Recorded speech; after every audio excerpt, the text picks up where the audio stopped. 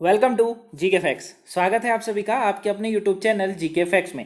आज का जो हमारा टॉपिक है 2 बजे वाला वो है कि मध्य प्रदेश बना नई राष्ट्रीय शिक्षा नीति को लागू करने वाला दूसरा राज्य। ठीक है, तो जो एनईपी है यानी कि जो नेशनल एजुकेशन पॉलिसी है उसको लागू करने वाला मध्य प्रदेश जो है अभी दूसरा राज्य बन गया है।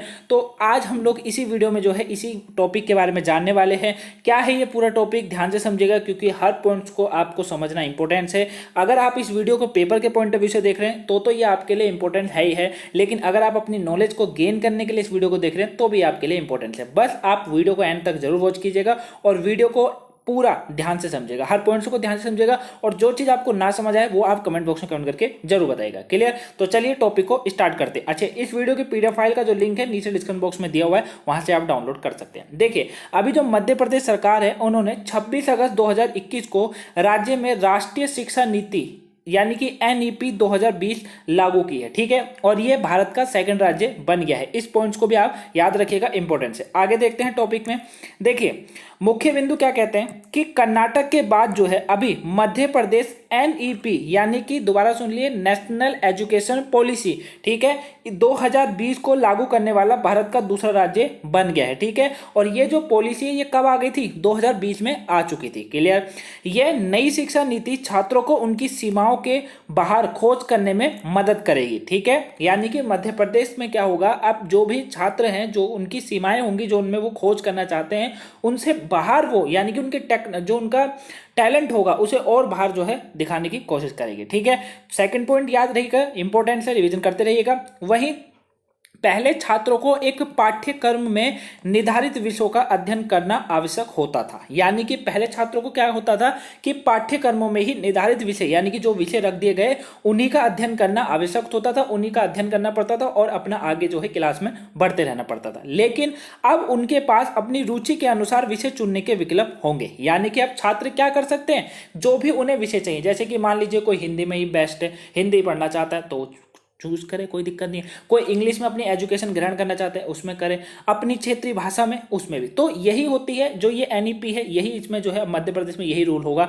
ठीक है, तो याद रखिएगा कि छात्रों को एक पाठ्यक्रम में निर्धारित विषयों के अध्ययन करना आवश्यक था, लेकिन अब उनके पास अपनी रुचि के अनुसार विषय चुनने का विकल्प होगा। क्लियर? आगे देखते हैं। देखिए, एनईपी 2020 जो है ये राष्ट्रीय सेवा योजना, राष्ट्रीय कैडेट कोर और कौशल आधारित विषयों पर भी ध्यान केंद्रित करती है। यानी कि छात्र जो हैं, अगर मान लीजिए कोई छात्र राष्ट्रीय सेवा योजना, राष्ट्रीय क्रेडिट कोर और कौशल आधारित विषयों पर अगर अपना ध्यान केंद्रित करना चाहता है तो ये एनईपी जो योजना है वो भी ध्यान केंद्रित करती है। क्लियर है? पॉइंट्स इंपॉर्टेंट है, रिवीजन करते रहिएगा।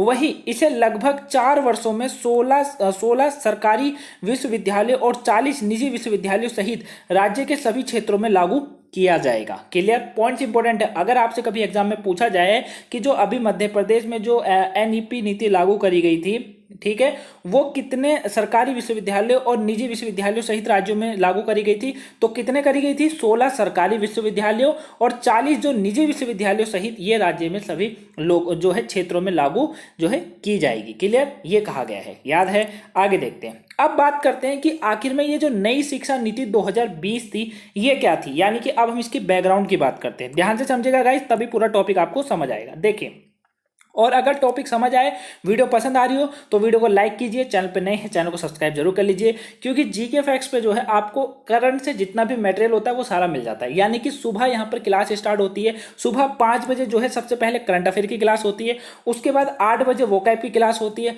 2 बजे आपके लिए एक इंपॉर्टेंट टॉपिक लाया जाता है, जैसे आज लाया गया है मध्य प्रदेश के ऊपर, ठीक है, जो भी एनईपी लागू हुई मध्य प्रदेश, ये लाया गया है। 2 बजे ये वाला टॉपिक होता है, ये भी करंट से है, और उसके बाद 8 बजे एक सेम ऐसे ही एक अलग टॉपिक होता है करंट से, वो जो है 8 बजे होता है। ठीक है, तो ये 4 वीडियो आपको इस चैनल के अंदर मिलती हैं और चारों वीडियो करंट से हैं, तो आप चैनल को सब्सक्राइब जरूर कर लीजिए और वीडियो को लाइक जरूर कीजिएगा। चाहे आप कोई सी भी वीडियो देख रहे हो, सुबह 5 बजे, 8 बजे, 2 बजे या फिर 8 बजे वाली, तो आप सारी वीडियो को लाइक, सब्सक्राइब, चैनल को सब्सक्राइब और शेयर जरूर कीजिएगा। क्लियर? देखिए, क्या है नई शिक्षा नीति 2020।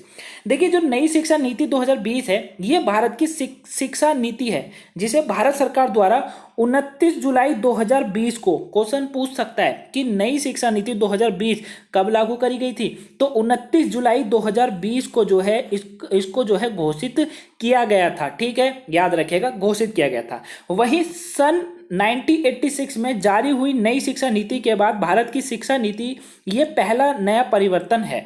ठीक है, अगर बात करें कि सन 1986 में एक नीति जो है नई शिक्षा नीति उस समय भी लागू हुई थी, और इसके बाद से यानी कि 1986 के बाद से अगर बात करें तो 29 जुलाई 2020 को ये नई शिक्षा नीति में जो है पहला परिवर्तन देखा गया था। क्लियर हो गया, पॉइंट समझ आया। वही ये नीति अंतरिक्ष वैज्ञानिक के कस्तूरी रंगन की अध्यक्षता वाली समिति की रिपोर्ट पर आधारित है। अब ये पॉइंट्स भी आप इसको रिवीजन करते रहिएगा। देखिए, जो के कस्तूरी रंगन है, जो कि एक अंतरिक्ष वैज्ञानिक के कस्तूरी रंगन की अध्यक्षता वाली समिति के रिपोर्ट पर ये आधारित थी। याद रहेगा, अगर कभी एग्जाम में पूछा जाए कि नई शिक्षा नीति किस अध्यक्ष वाली समिति के रिपोर्ट पर आधारित थी, तो के कस्तूरी रंगन के जो है अध्यक्षता वाली समिति पर आधारित थी। याद हुआ, ये जो पहला पॉइंट है ये बहुत इंपॉर्टेंट है। वही नई राष्ट्रीय शिक्षा नीति जो है 2020 के तहत वर्ष 2030 तक सकल नामांकन अनुपात यानी कि जिसको ग्रोस इनरोलमेंट रेशो कहा जाता है, अगर शॉर्ट में बात करें तो GER बोला जाता है। याद रखिएगा, इसको जो है 100% लाने का लक्ष्य रखा गया है सरकार के द्वारा। याद रहेगा, क्या हुआ है, ये जो नई राष्ट्रीय शिक्षा नीति है 2020 के तहत, जो कि वर्ष 2030 तक 2020 से लेकर 2030 यानी कि 10 साल तक सरकार चाहती है कि सकल नामांकन अनुपात जिसको ग्रोस इनरोलमेंट रेशो कहा जाता है GER, इसको 100% लाने का लक्ष्य रखा गया है। क्लियर, आगे देखते हैं टॉपिक में। आगे टॉपिक क्या कहता है कि नई शिक्षा नीति के अंतर्गत शिक्षा क्षेत्र पर सकल घरेलू उत्पाद यानी कि जो GDP होता है उसका 6% हिस्से का सार्वजनिक व्यय का लक्ष्य रखा गया है। यानी कि जब 2020 में इसको लागू करा गया था 29 जुलाई को, याद रखिएगा डेट को, तो क्या लक्ष्य रखा गया था, एक ये भी रखा गया था कि जो GDP निकाला, GDP होती है, GDP का 6% जो हिस्सा होगा ना, वो क्या होगा, वो सार्वजनिक व्यय के लक्ष्य रखा गया था कि मतलब वो जो है इस नीति पर लगाया जाएगा। याद रहेगा, 6% इंपॉर्टेंट है। वही मानव संसाधन प्रबंधन मंत्रालय का नाम इसमें परिवर्तन करा गया और क्या रखा गया, शिक्षा मंत्रालय कर दिया गया था। अब ये टॉपिक, ये जो पॉइंट्स है ना आपके लिए, ये पॉइंट्स आपके लिए इंपॉर्टेंट बनता है, वो भी मोस्ट इंपॉर्टेंट बन जाता है। क्लियर, आप अगर आप इसके नोट्स बना रहे हैं तो आप एक जगह पे इसको अलग से हेडलाइन डाल के इसको कलर कर लीजिएगा, इंपॉर्टेंट है। इसमें क्या हुआ था, मानव संसाधन प्रबंधन मंत्रालय जो था, मानव संसाधन प्रबंधन मंत्रालय जो था, रिवीजन करते रहिएगा मेरे साथ, इसका नाम परिवर्तित कर क्या रखा गया, शिक्षा मंत्रालय कर दिया गया था। याद रहेगा।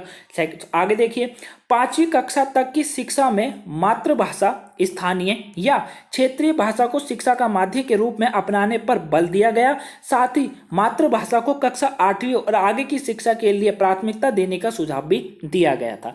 यानी कि बच्चों को जो है, जो 5वीं कक्षा तक बच्चे होते हैं, जैसे उनको बहुत सारे सब्जेक्ट पढ़ने पड़ते हैं, तो ये नहीं है, वो अपनी मतलब जिस भी सब्जेक्ट में जो उनकी मातृभाषा है या जो उनकी स्थानीय या क्षेत्रीय भाषा है उसमें वो शिक्षा ग्रहण कर सकते हैं। ठीक है, इस पर बल दिया गया इसमें। साथ में मातृभाषा को जो है कक्षा 8वीं और आगे की शिक्षा के लिए भी प्राथमिकता देने का सुझाव दिया गया इसमें। और यही अब लागू कहां पर भी होगा, मध्य प्रदेश में भी लागू होगा। याद रखिएगा, दोनों लिंकेड है। अभी मैं आपको ये समझा रहा हूं कि आखिर में जो NEP है, नेशनल एजुकेशन पॉलिसी है, ये है क्या। ठीक है, समझ रहे होंगे, मैं उम्मीद कर रहा हूं आप लोगों से। आगे देखते हैं, आगे क्या कहता है, आगे टॉपिक क्या है, देश भर के उच्च शिक्षा संस्थानों के लिए भारतीय उच्च शिक्षा परिषद नामक एक एकल नियामक का जो है परिकल्पना की गई थी इसमें। ठीक है, याद रहेगा, पॉइंट्स इंपॉर्टेंट है। देश भर के उच्च शिक्षा संस्थानों के लिए क्या हुआ था, भारतीय उच्च शिक्षा परिषद में नामक एक एकल नियामक की परिकल्पना भी इसमें की गई थी। वही शिक्षा नीति में यह पहला परिवर्तन बहुत पहले ही लिया गया था, लेकिन अब की बार इसे 2020 में जारी किया गया था। यानी कि निर्णय तो बहुत पहले ले लिया था, अभी मैंने आपको बताया था। ठीक है ना, कब लिया गया था, 1989 में लिया गया था ना। कब लिया गया था, दोबारा देखिए यहाँ पर, कब लिया गया था, 1986 में लिया गया था। क्लियर, कब लिया गया था, 1986 में। याद रखिएगा, इसलिए मैं बोलता हूँ रिवीजन करते रहिएगा। देखिए, मैं भी भूल गया, चलिए कोई दिक्कत नहीं है। तो 1986 में जो है ये लिया गया था, लेकिन इसमें पहला परिवर्तन बहुत पहले ही लिया गया था, लेकिन परिवर्तन 2020 में जारी किया गया था। याद रहेगा। आगे देखते हैं, केंद्रीय मंत्रिमंडल ने भारतीय शिक्षा प्रणाली में स्कूल से लेकर कॉलेज स्तर तक कई बदलाव लाने के उद्देश्य से नई NEP 2020 को मंजूरी दी है। यानी कि अब यहाँ पर जो ये वाला जो पॉइंट है ना गाइस, ये वाला पॉइंट सीधे मध्य प्रदेश से आप इसको कन्वर्ट जो है कनेक्ट कीजिएगा कि जो वहाँ का केंद्रीय मंत्रिमंडल है उन्होंने क्या करा है, केंद्रीय मंत्रिमंडल ने भारतीय शिक्षा प्रणाली में स्कूल से लेकर कॉलेज स्तर तक कई बड़े बदलाव के उद्देश्य से जो है नई एनईपी को मंजूरी दी है। यह नीति भारत के एक वैश्विक ज्ञान महाशक्ति बनाने के उद्देश्य से शुरू करी गई है। ठीक है, अगर उद्देश्य कभी पूछा जाए एग्जाम में तो क्या बताएंगे, ज्ञान महाशक्ति, यानी कि वैश्विक ज्ञान महाशक्ति। भारत को क्या बनाना है, वैश्विक ज्ञान महाशक्ति बनाना है। जो भारत पहले था मध्यकालीन में, कितना बढ़िया भारत था हमारे पास, ठीक है, और उसी तरीके से बनाना है। जैसे यहाँ पर इतने बड़े बड़े विश्वविद्यालय थे, है ना, बड़े बड़े विद्यालयों में यहाँ लोग आते थे, आज हमारे विश्वविद्यालय जो है टॉप 100 में आते हैं। तो यही लक्ष्य रखा गया कि फिर से दोबारा जो है भारत को एक वैश्विक ज्ञान महाशक्ति बनाया जा सके। ठीक है, जैसे नालंदा विश्वविद्यालय हो गया, विक्रमशिला विश्वविद्यालय, तो इतने बड़े बड़े विश्वविद्यालय वो करते थे। लोग तिब्बत से लेकर चाइना तक यहाँ पे शिक्षा ग्रहण करने आते थे। और आज हमारे देशवासियों को क्या करना पड़ रहा है, हमारे देशवासियों को अपना देश छोड़कर दूसरे ऑक्सफोर्ड जैसी यूनिवर्सिटियों में जाना पड़ता है, इतने बड़े बड़े यूनिवर्सिटियों में जो हमको जाना पड़ता है ना, और अपना देश उसमें छोड़ना पड़ता है। तो ये लक्ष्य भारत सरकार के द्वारा रखा गया, जो कि बेहतरीन लक्ष्य है। आगे देखते हैं। अब विद्यालय शिक्षा क्या है, इसके अंदर ध्यान से समझिएगा। देखिए, विद्यालय शिक्षा की बात करें तो एनईपी प्री स्कूल में माध्यमिक स्तर तक शिक्षा के सार्वभौमिकरण के प्रस्ताव करती है और वर्ष 2030 तक स्कूली शिक्षा में 100%, जो अभी मैंने आपको बताया, जीईआर यानी कि ग्रोस इनरोलमेंट, ठीक है, यहाँ पर एक एल और लगेगा, इनरोलमेंट रेशो जो है प्राप्त करने का प्रयास करती है। वहीं यह स्कूल बच्चों को ओपन स्कूलिंग के माध्यम से 2 करोड़ ड्रॉप जो आउट बच्चे होते हैं, ठीक है, उनके मुख्य धारा में वापसी लाएगी। और नई नीति के तहत 10+2 यानी कि 10वीं 12वीं प्रणाली के एक नई, इसमें जो है 5+3+3+4 पाठ्यचर्या संरचना से बदल दिया गया है। क्लियर? तो याद रखिएगा, जो ड्रॉप आउट बच्चे होंगे उनमें भी जो है शिक्षा के ऊपर काम किया जाएगा। आगे देखिए, एनईपी 2020 के अन्य विशेषताओं की अगर बात करें तो एनईपी जो है ये मूलभूत साक्षरता और संख्यात्मकता पर जोर देती है। ठीक है, याद रखिएगा, मूलभूत क्या करती है, साक्षरता और संख्यात्मकता पर जोर देती है। और स्कूल में शैक्षणिक धाराओं, व्यावसायिक धाराओं और पाठ्येतर धाराओं के बीच कोई कठोर अलगाव प्रदान नहीं करती है। क्लियर? वहीं इस नीति के अनुसार व्यावसायिक शिक्षा कक्षा 6 से इंटर्नशिप के साथ शुरू होगी और यह मातृभाषा या क्षेत्रीय भाषा से कम ग्रेड 5 तक पढ़ाने के भी प्रावधान करती है। वहीं छात्र पर कोई भाषा थोपी नहीं जाएगी। तो ये इसमें कहा गया है, यानी कि जरूरी नहीं है कि भैया बच्चा जो है वो अंग्रेजी छात्र में ही शिक्षा ग्रहण करे या हिंदी छात्र में ही शिक्षा ग्रहण करे, ऐसा कुछ नहीं है। उसकी मातृभाषा मान लीजिए मराठी है तो मराठी में, उत्तराखंड तो नहीं है, मराठी है तो मराठी में ही, ठीक है। अगर मान लीजिए बंगाली में चाहे तो मतलब जो भी उसकी क्षेत्रीय भाषा है उसमें ये चाहे वो जोन सी भाषा में चाहता है उसमें अपनी शिक्षा ग्रहण करे। बस भारत सर्वश्रेष्ठ बनना चाहिए और कोई लक्ष्य नहीं है इस नीति का। वैश्विक स्तर पर जो है मजबूत करना है भारत को एजुकेशन सिस्टम पर। ठीक है, तो यही आज का टॉपिक था। आई होप आपको समझ आया होगा। अगर समझ आया तो वीडियो में जो है कमेंट बॉक्स में कमेंट करके जरूर बताइएगा कि सर ये हमें टॉपिक समझ आया, और अगर जहां पर आपको नहीं समझ आया वो भी आप बता दीजिए कि वहां से टॉपिक नहीं समझ आया। क्लियर? और वीडियो अगर पसंद आई तो वीडियो को लाइक कीजिएगा, चैनल पर नहीं है तो चैनल को सब्सक्राइब जरूर कर लीजिएगा। तो चलिए मिलेंगे नेक्स्ट वीडियो में। Have a nice day, thank you for watching, और वीडियो को शेयर जरूर करिएगा guys. Thank you for watching.